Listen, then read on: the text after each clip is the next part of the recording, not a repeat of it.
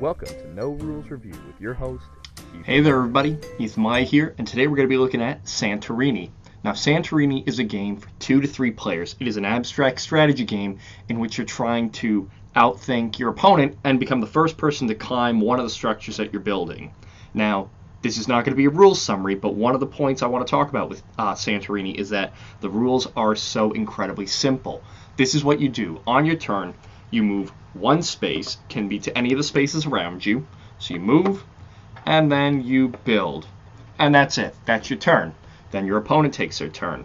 They move, you can move up, and then they build.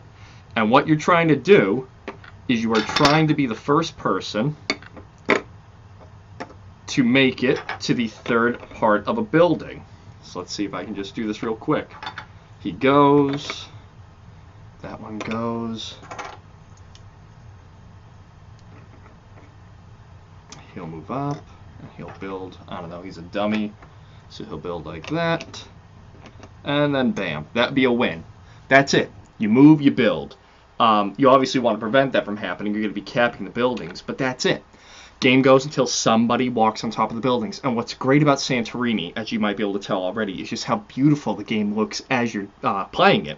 You're building up these wonderful buildings with these beautiful blue caps, and it's a very enticing game. It invites people in. People want to play it.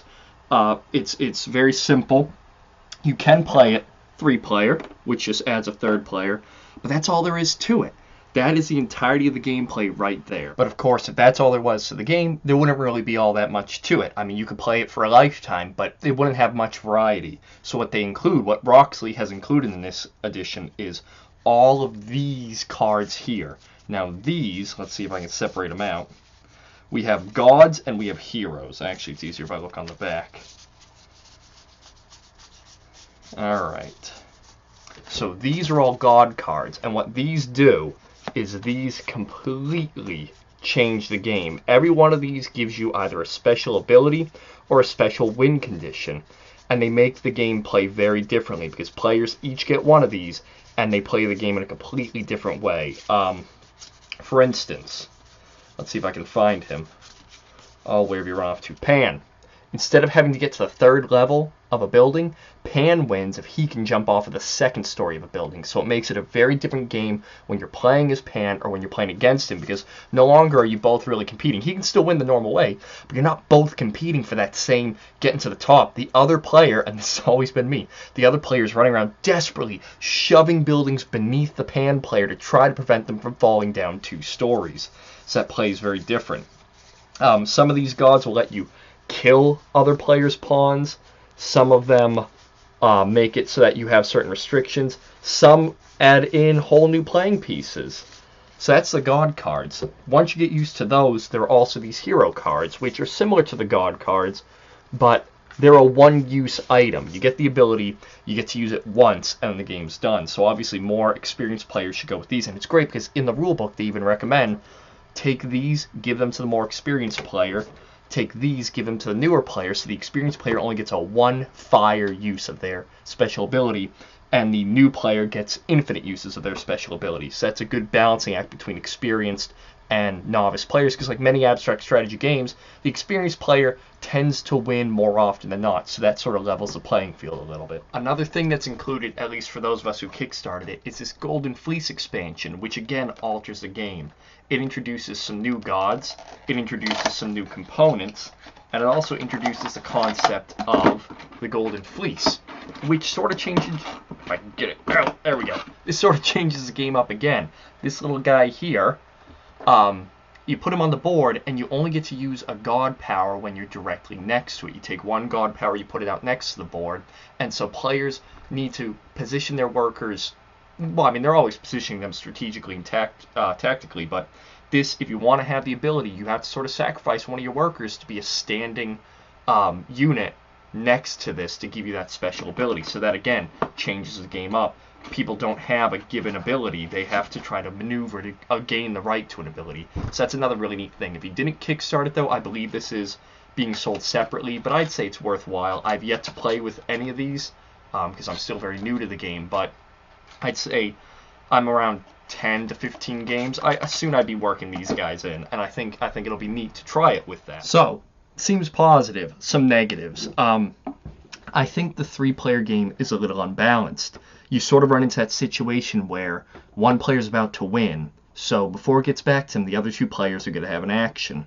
The next player in line, directly after the player who's about to win, can sort of kick the ball down the line and leave it for the 3rd player to take their move to prevent the 1st player from winning, often bettering their position, the 2nd player bettering their position by kicking that responsibility onward. And I really don't like that in games. I do not like when one player can force another player to take an action so that they both don't lose. So I don't tend to think the 3-player game's that great. 2-player game, though, much, much better. Also, seems like a minor quibble. Excuse me while I shake the camera as I pull this out from under you. But I do not like the art. I do not like this big-headed, chibi, baby-looking art thing. All of the cards have it. Everything has it. That's why, actually, when I kickstarted this, I sprung for the sort of more stoic-looking cover, because I think this looks very, very striking. I do not like the art. But, again, that's a minor quibble. 3-player game, seemingly forced to play Kingmaker or passing responsibility, big issue. Not game breaking, don't think that, just not as strategic as the 2-player game. The art, minor quibble, I can ignore it because you're not staring at these cards the whole time. But positives, as I mentioned earlier, the God cards, you will never work your way through the variety of these cards. Everything is so mind-blowingly different, and it's one of those games, since everybody has their own ability, you play it, and when you tell the other players what your God card does, they say, "Oh, that's so overpowered." And you hear what theirs does. You say, "That's so overpowered." And then the 3rd person, "That's so overpowered." And that's it.